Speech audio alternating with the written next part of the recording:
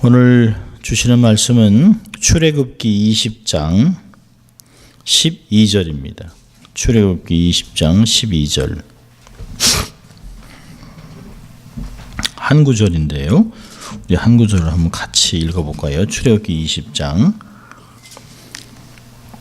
12절입니다. 같이 읽습니다. 내 부모를 공경하라. 그리하면 너희 하나님 나 여호와가 내게 준 땅에서 내 생명이 길리라. 아멘. 오늘은 다섯 번째 계명입니다. 부모 공경. 그렇죠? 인간관계 중에서 최고의 인간관계입니다.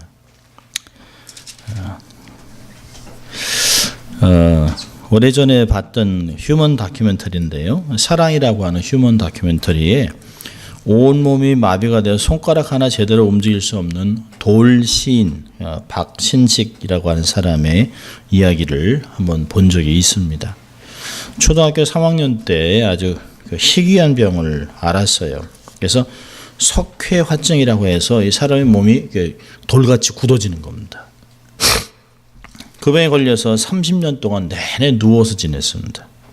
그 오랜 시간 돌시인을 돌봐야 했던 61세 어머니는 사실은 손자를 이렇게 보고 이래야 될 나이인데요. 그것도 생각하지 못하고 또 자신의 부모도 돌볼 수 없는 아들, 장애인 아들을 끊임없이 돌봐야 하는 그런 가운데 자신의 피곤함도 잊어버리고 삶을 살고 있었습니다. 어머니는 점점 빨리 늙어가기 시작합니다. 언젠가는 어머니가 아들을 돌볼 수 있을지도 모르겠죠. 그러나 어머니는 그런 아들이 걱정되어서 엄마가 죽으면 바로 따라오너라 라는 얘기를 자주 해줬습니다. 그리고 이렇게 사람이 이렇게 다큐멘터리 하는 거 찍었는데요. 어머니 소원이 뭐예요? 라고 물어봤더니요. 가만히 생각에 젖으셨어요. 그랬더니 그분 하는 얘기가 아들이 죽고 나서 하루 더 사는 것. 근데 이분만 그런 게 아니라 장애인 자녀를 둔 부모들의 마음은 다 똑같은 것 같아요. 어떻게 해든지 내가 자식보다 하루라도 더 살아서 내가 다 뒷정리를 하고 그리고 편안한 마음으로 가겠다. 근데 어머니의 마음에는 웃지만 사실은 그 얼굴에는 많은 주름살이 있는 것을 보았습니다. 참 흐르는 눈물조차 자기 손으로 닦을 수 없는 그 돌시인. 그래서 힘든 어머니를 위해서 내가 빨리 어머니 곁을 떠나겠다라는 생각도 하지만 어머니는 안 돼 라고 이 얘기를 했습니다. 참 긴 병에 효자 없다고 하잖아요.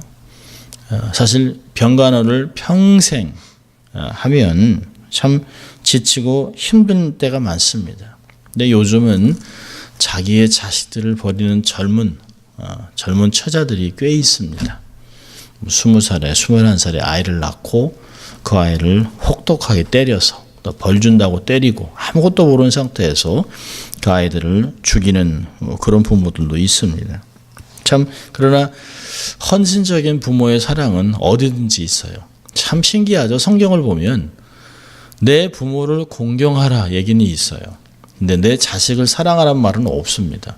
내 자식을 귀하게 여겨라, 존귀하게 여겨라 한마디도 없어요. 왜요? 부모들한테는 얘기하지 않아도 자기의 자식들을 귀하게 여깁니다. 자기의 자식을 함부로 취급하는 부모들은 거의 없습니다. 100이면 100 자기 자식을 귀하게 사랑해요. 최선을 다해 합니다. 자식을 향한 부모의 헌신적인 사랑 스토리는 너무 많지만 반대의 경우는 별로 많지 않습니다. 자, 오늘 보면 우리가 봤던 10계명의 1계명부터 4계명까지는 신앙의 대상입니다. 그래서 신을 대신으로 해서 그래서 이것을 대신 계명이라고 하지요. 그래서 신앙의 대상, 태도, 정신 이런 걸로 시작하는 것이에요. 근데 이 5계명부터 10계명까지는 인간관계입니다. 사람을 향한 그 계명이에요. 그래서 이건 대인 계명이라고 얘기하죠. 인간관계를 어떻게 맺어갈 것인가를 다룹니다. 그래서 하나님을 경외하는 자라면 인간관계를 잘 맺어가라는 교훈들이 담겨 있습니다. 전통적으로는 1, 2, 3, 4 그리고 그걸 하나님, 그 다음에 5, 6, 7, 8, 9, 10을 그 대인 계명이라고 얘기합니다만은 랍비들 중에서는 아주 정통 오르토독스 그 랍비들은 1, 2, 3, 4, 5로 하는 사람이 있어요. 그러면서 왜냐하면 하나님을 경외하는 단어를 동일하게 쓰고 있기 때문에 하나님을 경외하면서 나타나는 모든 결과는 6, 7, 8, 9, 10이라는 것이에요. 그러니까 다르지 않다는 것입니다. 자, 오늘 보면 내 부모를 공경하라 라고 얘기하고 있습니다. 그리고 거기에 상급이 있어요. 자, 부모가 주는 의미가 뭘까요? 아마 이제 우리가 젊은 나이가 아니기 때문에 이제는 다 60, 이렇게 70을 이렇게 바라보는 이런 나이에서 참 부모가 주는 의미하면 참 젊은이들이 느끼는 거하고는 많이 다릅니다. 철없던 20대, 철없던 30대 하고는 아주 다른 거예요. 그러니까 사실 우리가 태어나서 가장 처음 맺은 관계는 부모하고 맺은 것이에요. 부모 관계는 너무너무 중요하죠. 그러니까 우리가 육적인 출생을 통해서 인간 부모하고 관계를 맺는다면 우리가 예수를 영접하면서 영적인 부모인 하나님과 함께 관계를 맺게 됩니다.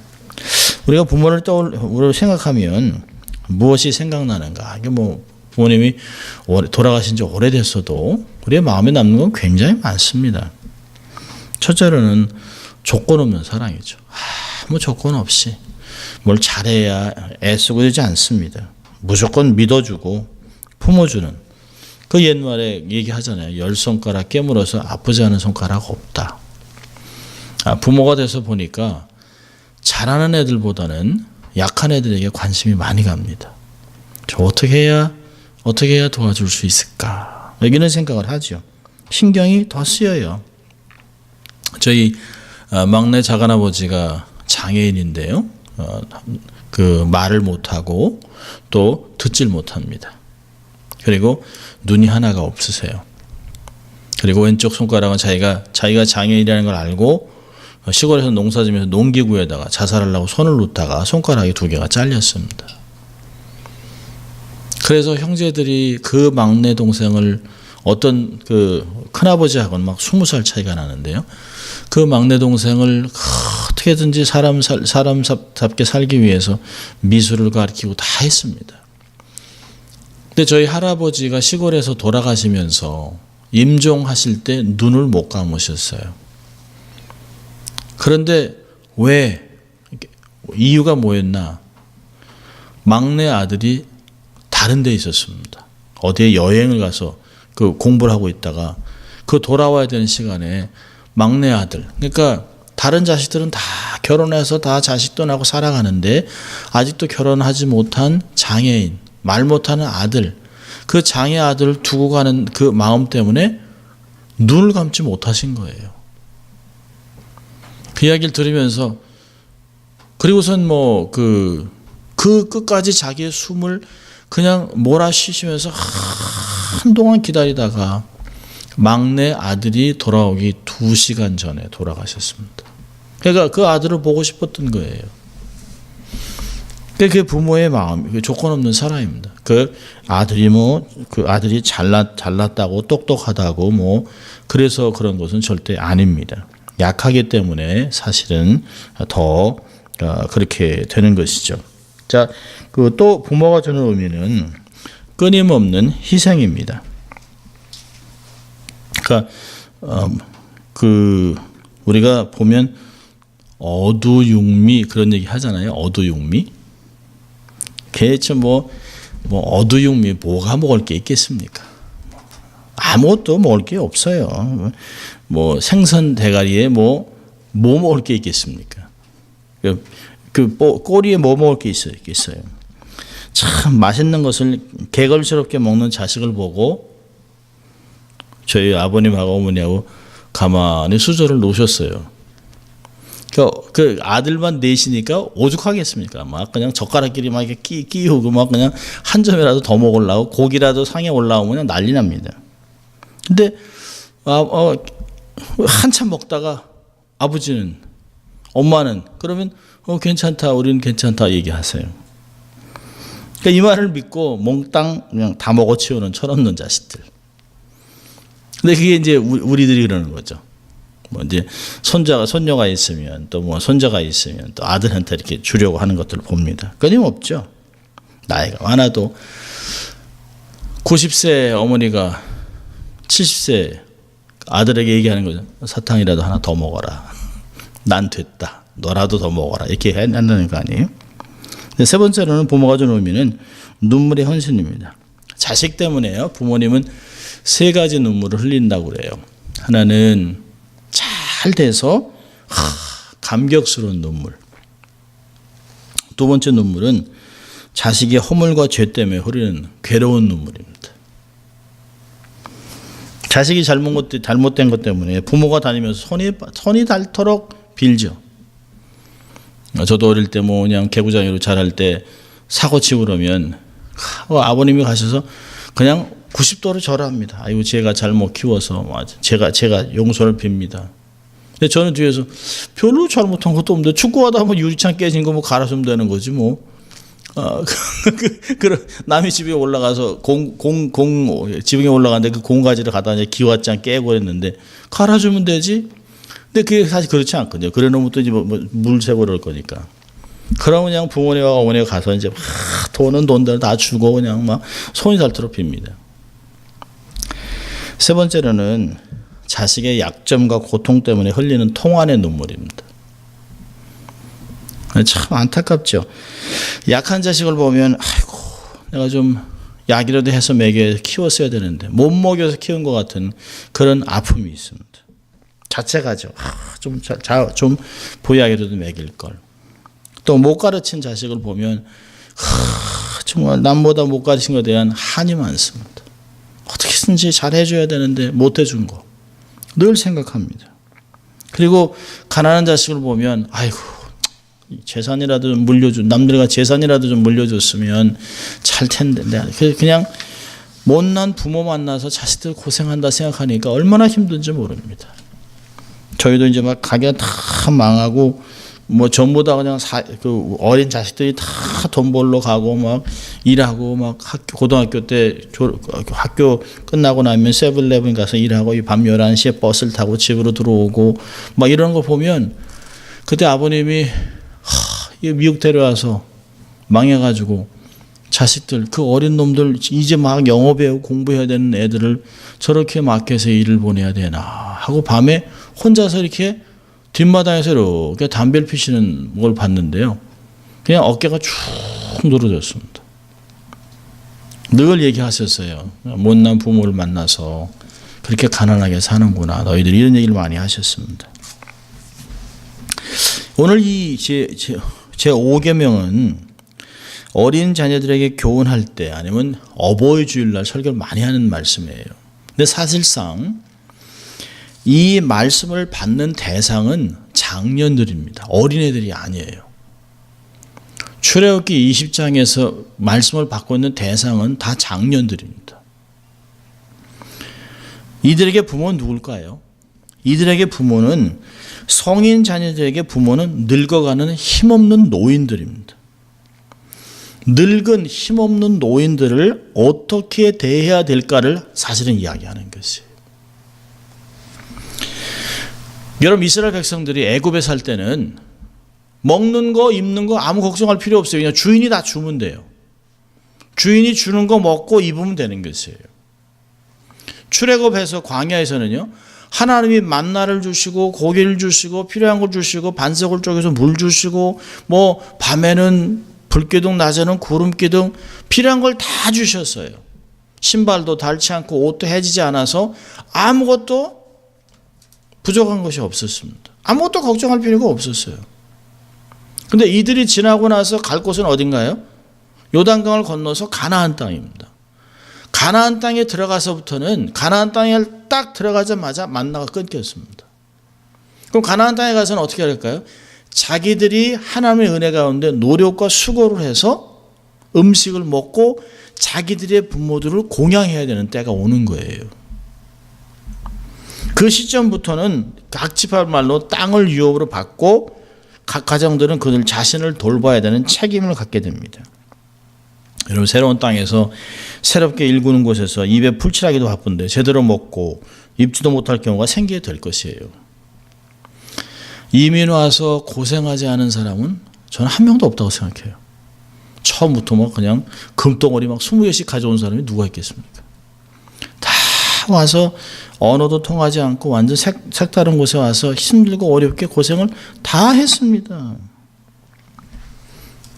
새로운 땅에서 이들이 고생을 할 것이에요. 이럴 경우에 사람들은 가끔 내키지 않은 질문을 던지게 됩니다. 누구를 희생해도 될까? 그런 질문을 하게 돼요. 이때 이 대답은요, 앞으로 살 날이 챙챙한 자식들을 버릴 수는 없습니다. 그리고 자기들이 노력해서 이 많은 것들을 거둬야 하는 청년기, 장년기 시기는 자기들이 일을 해야 되기 때문에 포기할 수가 없어요. 그럼 누구를 희생시켜야 될까요? 그거는 당연히 힘없는, 노동력이 없는 아마 노부모들이 될 것이에요. 연령층으로 볼 때면.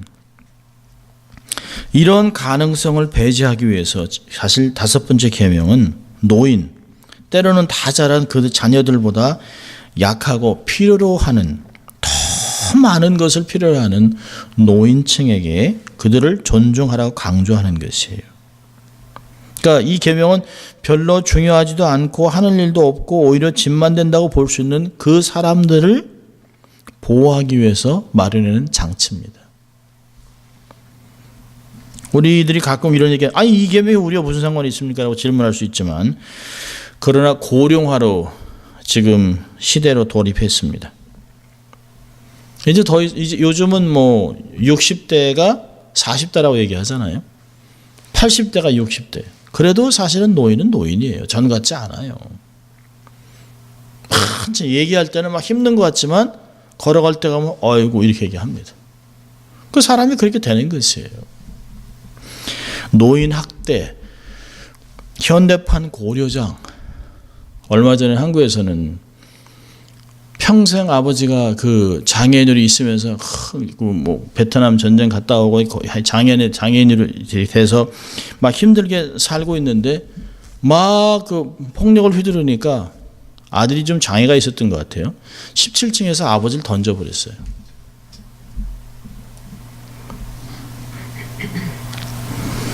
현대판 고려장. 제주도 같은데 모행 모시고 갔다가 그냥 두고 오는 거예요. 근데 안타까운 것은 그 어머니가 자기가 버려졌다는 걸 알고 자기 신분증이고 모든 걸 다 버렸답니다. 그리고 치매난 것 같이 자식 이름도 몰라, 어디 사는지도 몰라, 내 이름도 몰라 이러더라는 거예요. 그래서 결국은 지문을 찍어서 그분이 누군지 자식까지 다 찾아냈는데도 끝까지 아니라고 그런다. 자식들이 어려울까 봐. 현대판 고려장이 그렇게 많답니다.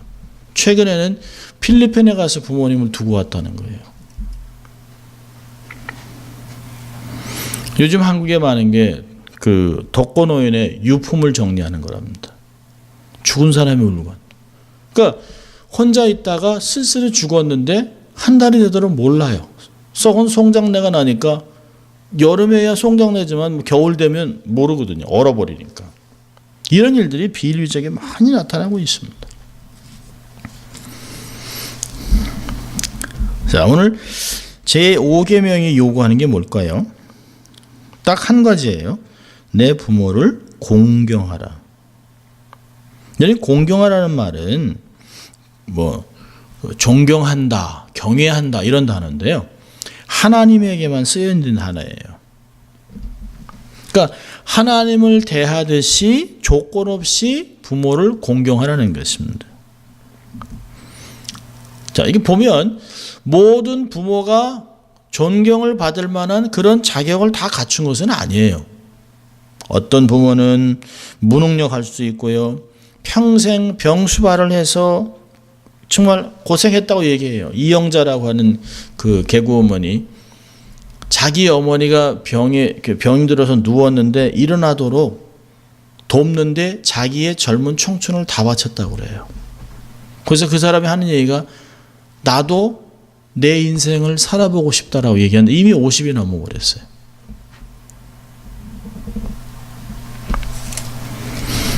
세상에서 손가락질 받는 부모일 수도 있고요. 무책임한 사람도 있고 부도덕적이고 폭력적이고 방탕한 부모일 수도 있어요. 그래서 성경은 얘기합니다. 아무 조건 없이. 부모를 공경하는 것은 조건이 없어요. 공경이라는 단어는 가장 귀하게 무게를 두고 무겁다라는 이렇게 그런 뜻이 있습니다. 내장 중에서 가장 무거운 것이 간인데요. 이 간이 카바드라는 단어입니다. 무겁다라는 뜻입니다. 간처럼 귀하게 여기라. 그러니까 부모를 생각하는 비중이 무겁다는 것이에요. 그걸 의미하고 있습니다. 내 마음속에 부모님이 차지하는 비중이 얼마나 되는가. 여인 어머니를 사랑하고 늙은 아버지의 명예를 지켜주는 거 너무 중요합니다. 세월이 지나면서 자식이 없을 때는 몰랐는데요. 자식을 키우다 보니까 사랑이 내리사랑이라 부모를 생각하는 생각은 자꾸 잊혀져요. 하나님의 명령입니다. 내 부모를 공경해라. period. 딱 끝났습니다. 공경해라. 명령으로 줬습니다. 그건 선택의 여지가 없어요. 순종해야 되는 명령입니다. 이게 부모를 공경하는 것은 옳은 일이기 때문에 해야 되는 것이에요. 에베소 6장 1절은요. 자녀들아 너희 부모를 주 안에서 순종하라. 이것이 옳으니라. 선하고 옳은 것이에요. 부모는 하나님이 이 땅에 두신 당신의 대리자입니다. 하나님의 한없는 사랑과 헌신의 희생을 표현해서 배우도록 두신 것이에요. 유대인들에게는 굉장히 중요합니다. 자식이 부모의 명예를 더럽히거나 아들이 아버지의 자리에 앉거나 부모의 말을 안 듣고 술에 빠져 있으면 인이 박히면 그 아들을 데려다가 귀를 잡고 데려다가 큰 길거리에 와요. 성문 앞으로 와서 장로들을 부르고 사람들을 앉혀놓고 이 아들이 내 말을 안 듣고 이렇게 살아간다라고 하면 그걸 확인한 후에 돌로 쳐 죽입니다. 다윗의 무덤보다 압살롬의 무덤이 훨씬 큽니다. 유대인들이 하는 말이 있어요. 아들이 말을 안 들으면 그 귀를 잡고 랍비가 그 귀를 잡고 끌고 가서 너도 압살롬이 되려고 하느냐? 하고 돌로 쳐 죽인다는 것이. 그 정도는 무섭습니다. 그런데 성경만 그런 것이 아니라 효는 인륜이에요. 동서고금을 막론하고 인간이 지켜야 할 최고의 윤리 규범. 종교나 사상이나 학문에도 효를 강조합니다. 불교에서도 마찬가지고요. 이슬람교에서도 효를 가리킵니다. 코란에 이렇게 써 있어요. 신이여 부모께서 나를 길러주신 것처럼 두 분 위에 은혜를 베풀어 주옵소서라고 기도를 드려야 한다. 이렇게 되어 있습니다. 그래서 젊은이들보다 실버 미션이 이슬람 지역에서는 가능합니다. 일단 나이가 많은 사람, 머리가 흰 사람들이 와서 얘기하면 일단 듣습니다. 친절하게 듣고 잘 도와줘요. 조선왕조, 명조, 선조 때 송강, 정철이 한 말 우리가 늘 기억하는데요. 어버이사라 실제 섬기기 다하여라. 지나간 후면 애달프다 어이하리. 평생에 고쳐 못할 일 이뿐인가 하노라. 옛날에는 그냥 의미 없이 읽었던 글들이에요. 근데 이제 부모가 없다 보니까 이게 막 이런 일이 막 생기는 것이. 내 부모를 공경하라라고 하는 것은 하나님의 명령도 되지만 옳은 것도 되지만 주님을 기쁘시게 하는 것이에요. 골로새서 3장 20절에 보니까 자녀들아 모든 일에 부모에게 순종하라. 이는 주 안에서 기쁘게 하시는 것이라. 단순히 부모를 기쁘게 하는 게 아니라 하나님을 궁극적으로 기쁘게 하는 것이에요. 또 네 번째로는요. 부모를 공경하라는 것은 장수와 축복이 있습니다. 자, 오늘 출애굽기 20장 12절은 내 부모를 공경하라. 그리하면 이 전형적인 유대인 화법인데요. 뭐뭐하면 잠언에 이런 게 많습니다. 너희들이 뭐뭐하면 첫 것으로 하나님께 드리면 그리하면 너의 그 건강을 주겠다 이런 거 있습니다. 잠언 3장에 그게 제일 많은데요.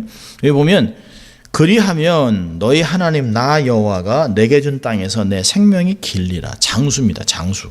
자, 우리 한번 신명기 5장 가볼까요? 신명기 5장은 이게 40년이 지난 후에 동일한 말씀을 하고 있습니다. 신명기 5장에 10계명이 또 있는데요. 자, 여기는 워딩이 달라요. 자, 신명기 5장 16절인데요. 269페이지, 구약 269페이지, 신명기 5장 16절입니다.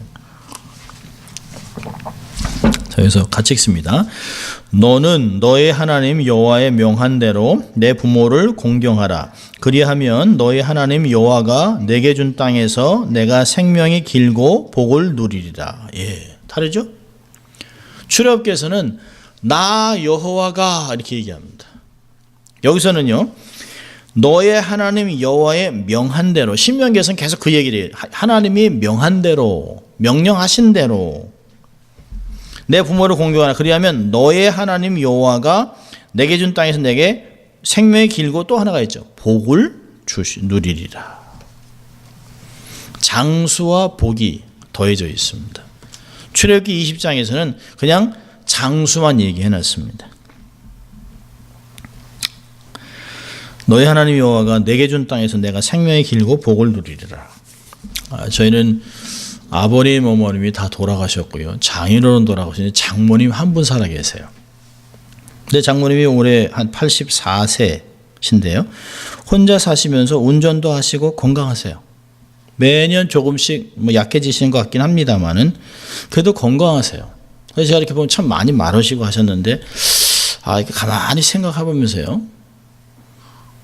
어머니가 84세인데 저렇게 건강한 이유는 딱 한 가지. 신앙생활도 잘 하시지만 당신의 어머니가 우리 그 아내의 할머니죠. 94세까지 사셨던 그 부모님을 가까이 있으면서 그렇게 잘 돌보셨어요. 맞달러서 털 때가 되면 찾아가고 전화드리고 그렇게 하셨습니다. 그러니까 오랫동안 돌보시고 섬겨드려서 그 복을 받으시는 것 같아요. 할머니만큼 사실 것 같습니다. 계속 기도는 그렇게 합니다만은 아내가 장모님께 전화해서 엄마 잘 계셔? 이렇게 얘기하면서 이제 반말을 막 합니다. 그랬어 저랬어 막 합니다. 근데 그런 걸 보면 참 분위기가 되게 좋아요.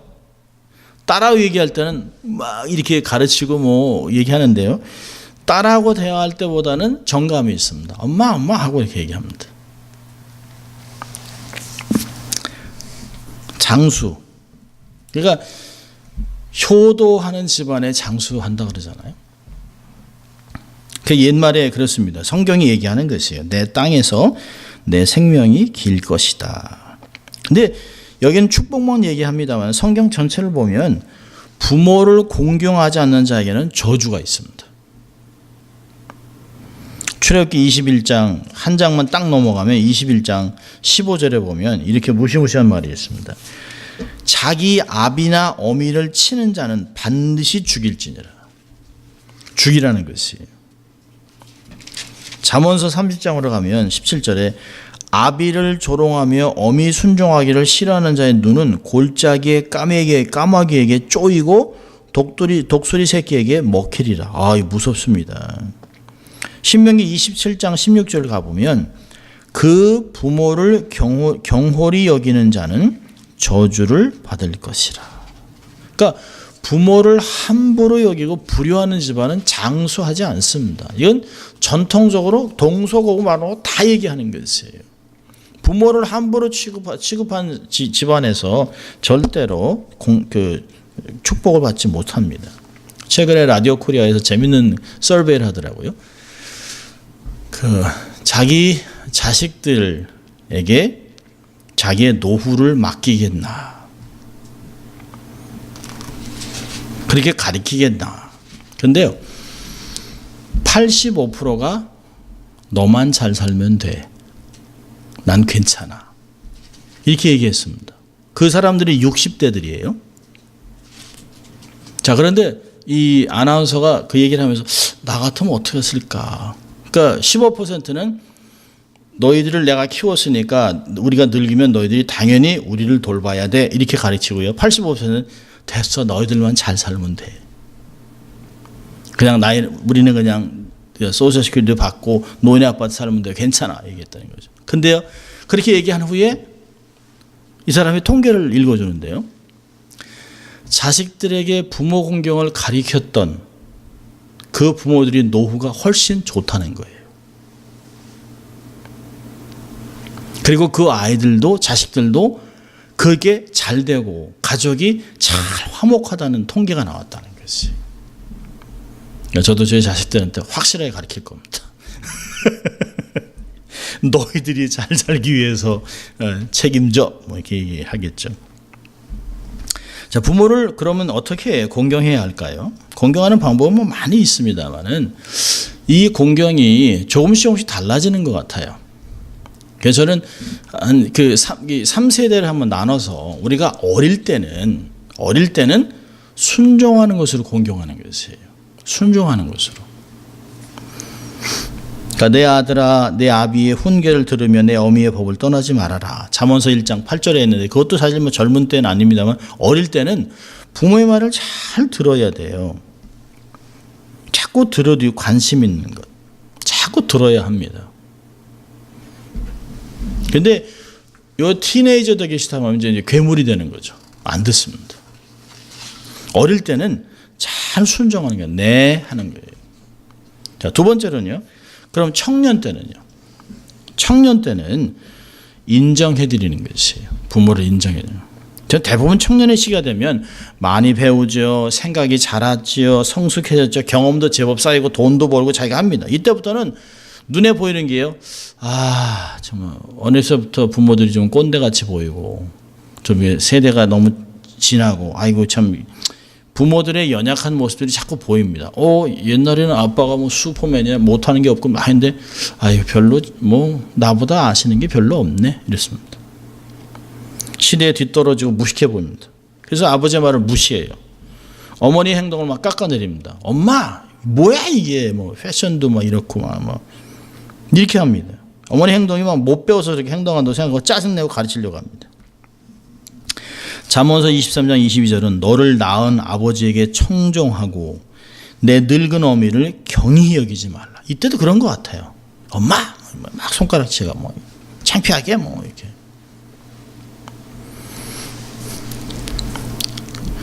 하도 요즘은 컴퓨터 뭐 하니까 아무래도 좀 아이들한테 물어봅니다.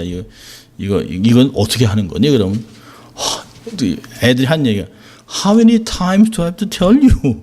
몇 번이나 여기에 아니 좀 가르쳐주면 안 돼? 좀 치사하게 잠깐 가르쳐주면 되는 건데 자기들 바쁘다는 게 바쁘게 뭐 바쁘 게임하는 놈이. 그 참 그런 거예요 세상이. 존중하고 인정해 주는 것. 자, 장년의 시기에는요 부모의 은혜에 보답하는 시기입니다. 장년의 시기가 되면 부모의 경우 더 이상 스스로 자기를 스스로 돌볼 수 없는 시기가 됩니다. 뭐 80에 60대 갔다 하더라도 달라요.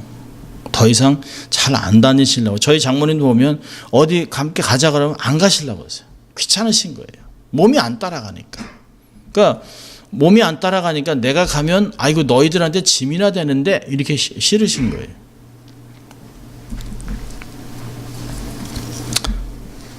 연로하신 부모님을 섬기기에 시간이 없고 돈이 없고 아이고 몸도 따라주지 않고 피곤하고 그런 마음이 든다면 우린 삶을 멈춰야 됩니다. 그리고 다시 생각해 봐야 돼요.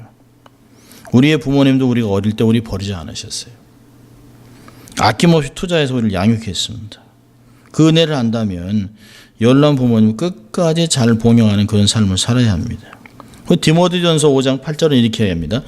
누구든지 자기 친족 특히 자기 가족을 돌아보지 아니하면 믿음을 배반한 자여 불신자보다 더 악한 자니라. 아니 불신자들도 자기 부모들을 귀하게 여기고 효도하고 아침마다 인사하고 돌아와서 인사하고 그러는데요. 예수 믿는 사람이 그렇지 않으면 안 돼요. 같이 살지 않으니까 그럴 수 있지만 전화도 하고 할 수 있잖아요. 하루에 한 번씩이라도, 아니 이틀에 한 번씩이라도 전화하면 얼마나 좋습니까? 자, 오늘 적용 한번 해보죠. 자, 첫째로는 안타깝게도 거의 부모님들이 거의 천국에 다 가셨어요. 주로 이제 어머니 생존에 계시고, 우리 안집사님도 이제 어머니 생존에 계시고, 또 아내도, 그리고 이제 우리 이하영 집사님도 얼마 전에 또 어머니 소천하시고, 또 우리 권사님네도 아버님 오래전에 소천하시고, 어머니 소천하시고, 사실은 우리에게 부모들이 없어요. 우리 육신의 부모들이 안 계십니다. 자, 이럴 때 첫째로는 부모의 은혜를 기억하는 것이에요. 사실 기억해야 감사가 납니다. 부모 없이 이 세상에 태어난 사람은 한 명도 없습니다. 한 명도 없어요. 참 입양돼서 자란 입양아들이 40년, 45년 지나고 자기들이 아이를 낳고 자라면서 자기가 버려진 인생이라고 생각했다가 그래도 자기를 낳아준 생모를 찾잖아요. 그리고 그 생모한테 자기를 낳아줘서 고맙다고 얘기를 하잖아요. 생각해야 은혜가 나는 것이에요. 그리고 감사할 수 있습니다. 감사해야 합니다. 우리는 어릴 때 어머니의 젖을 먹고 자란 게 아니라 어머니의 피를 마시고 자란 거예요. 피를 빨아먹고 자랐습니다. 그러니까 감사를 표현합니다. 엄마 고마워, 아버지 고맙습니다라는 것으로 표현해야 합니다. 저희 아버님 생존에 계실 때 제가 한번 정말 오랜만에 저희 아버님을 안아드린 것 같아요. 아버지. 그랬더니 그때 이제 우리 성집사님이 그때 이제 한성에서 일하실 때 이렇게 요만한 젓갈, 이게 병에 나는 샘플들을 주셨어요. 그래서 제가 전화해서 아버지 내려오세요. 이렇게 해서 드리겠다고 그랬더니 이거 니들이나 먹지 이게 샘플인데 되게 맛있는 것 같아요. 그래서 이제 몇 개를 드렸습니다. 그랬더니 그래? 고맙다. 그래서 받아가시는데 아버지, 제가 아버지가 한번 알아드리려고 했더니 어이? 안 하던 짓을 이놈이 왜 안 하는 짓을 하나 해서 제가 안아드렸는데 너무 작으신 거예요. 너무 이렇게 막 소외돼 너무 작으셨는데 제가 울컥해서 울 뻔했습니다. 근데 아버님도 우시더라고요.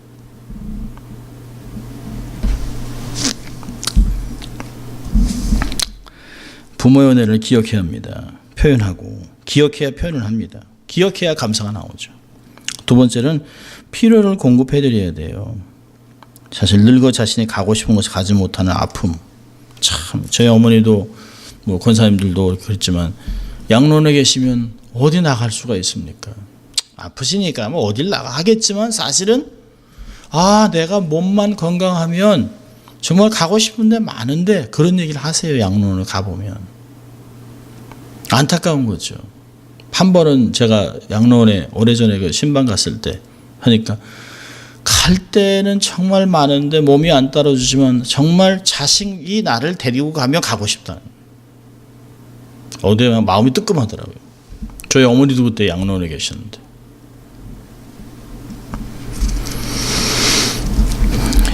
외국에 살면서 언어가 되지 않은 속이 타는 안타까움도 있고요. 사실 돈을 벌 수 없는 신세가 돼서 쓸 때는 많은데 돈은 부족하고 자식들한테 손을 벌리자니 미안하고 그러니까 미리미리 알아서 적당히 섬겨드려야 돼요. 우리들한테 받는 게 다 손주들한테 가잖아요. 다 손주들은 주고 싶은데 빈손으로 보내는 건 너무 안타깝고 이런 마음이 할머니들에게는 있어요. 세 번째로는 부모님이 다 돌아가셨더라도 바른 삶을 살아드려야 됩니다. 내가 정말 부모의 명예를 지켜드리기 위해서 정말 선하게 부모님을 자랑스럽게 할 수 있는 그런 인생으로 사는 게 너무 중요해요. 대견스러운 아들을 둔 부모의 기쁨이 얼마나 좋습니까? 막 자식 자랑하잖아요. 지탄의 대상이 되면 부모의 마음은 멍이 들죠. 막 송구스러워서 창피해서 얼굴을 못 들죠. 막 그냥 내가 이런 꼴을 보려고 언제까지 살아야 되냐 이 인생 죽지 못해 산다 이래서는 안 되잖아요. 사회에서는 정직한 시민, 가정에서는 행복한 부부, 부모로, 교회에서는 충직한 일꾼으로 살아가는 것이 너무너무 중요합니다.